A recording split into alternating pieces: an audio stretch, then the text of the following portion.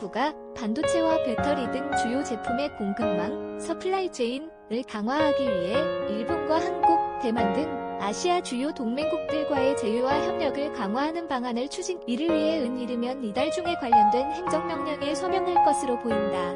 24일 현지 시간 일본 니혼게이자이 신문에 따르면 바이든 대통령은 중국에 의존하고 있는 공급망에서 탈피하기 위해 일본과 한국, 대만 등 아시아 각국과의 협력을 통해 안정적으로 제품을 조달할 수 있는 체제를 정비하기로, 이를 위해 바이든 대통령은 각 부처의 공급망 개선 및 강화를 위한 국가 전략을 수립하는 행정명령에 이르면 이달 중에 서명하기로 했다.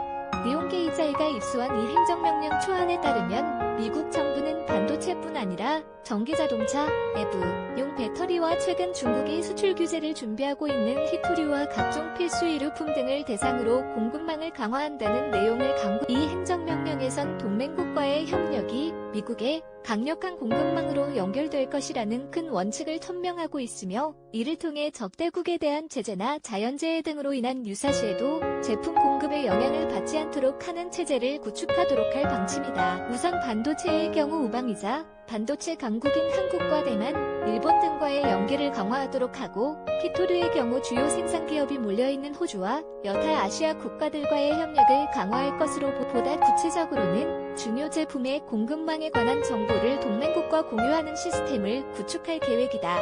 생산 품목에서 서로 보완하는 것뿐만 아니라 비상시에 신속하게 서로 융통할 수 있는 구조를 마련하는 한편, 잉여 능력이나 비축품 확보도 상호 간에 긴밀하게 협의. 아울러 우방국들에 대해 해당 품목들에 대해 중국과의 거래를 줄이도록 요청할 가능성도 있는 것으로 보인다. 연초부터 가시화된 반도체 부족은 미국 자동차 회사 등의 직격탄이. 보스턴 컨설팅 그룹에 따르면 미국 내 자동차 생산 능력은 전 세계 12%를 차지하고 있다. 이에 대만 등의 차량용 반도체 증산을 요구하고 있지만 단기적인 대책은 마련하기 어려운 상황. 이런 가운데 최근 반도체 굴기에 나선 중국의 반도체 생산 능력은 2030년에 24%로 세계 최대가 될 가능성이 높다. 미국은 히토류의 약 80%를 중국에서 수입하고 의료품에 대해서도 최대 90%를 대중 수입에 의존하고 있는 상황이다.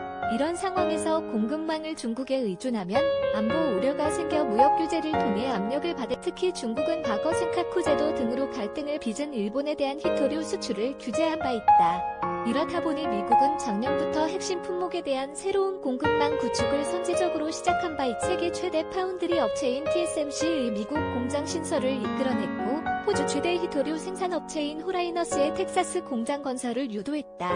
배터리에서도 일본 파나소닉이나 한국 LG화학 등이 현지 공장을 확대하고 있다. 다만 반도체를 비롯한 이 같은 공급망 구축에는 다소 시간이 걸릴 것으로 보인다. 전 세계 반도체 제조업체가 제한적이라 미국 정부와 보조를 맞출지는 해당 기업들의 판단에 달렸기 때문. 이에 따라 반도체 공급망 구축은 각국 정부의 이해와 협력을 필요로 한다고 니혼게이자이는 지적했다.